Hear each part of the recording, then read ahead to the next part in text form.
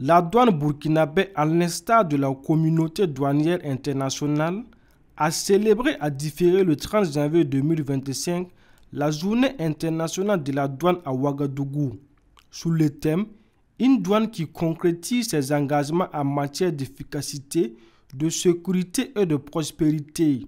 Au nom du ministre de l'économie et des finances, le conseil technique a remercié les douaniers pour leur contribution significative aux recettes de l'État et à la sécurité économique du pays. La Direction générale des douanes est une entité importante de l'administration économique et financière de notre pays.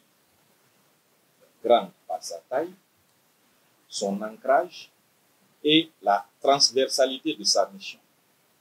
Elle est la deuxième pourvoyeuse de recettes au Burkina Faso avec une contribution d'environ 42% des recettes collectées au profit du budget de l'État.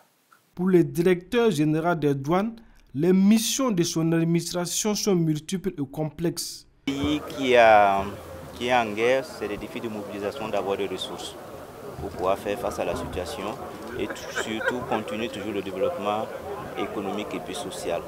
Mais la douane aussi a d'autres missions, des missions économiques qui visent justement à protéger les entreprises locales, mais surtout à travers ce qu'il n'y ait pas une concurrence déloyale à travers l'importation d'un certain nombre de produits en contrebande.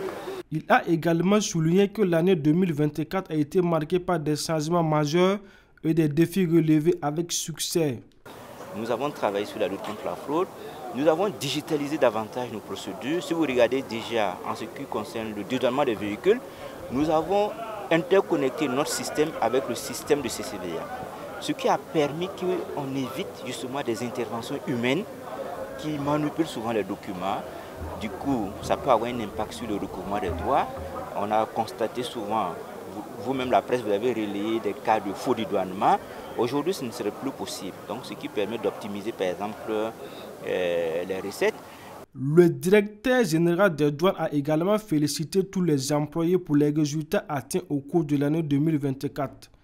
Il les a surtout exhortés à travailler encore d'arrache-pied dans la même dynamique afin de surpasser les résultats attendus.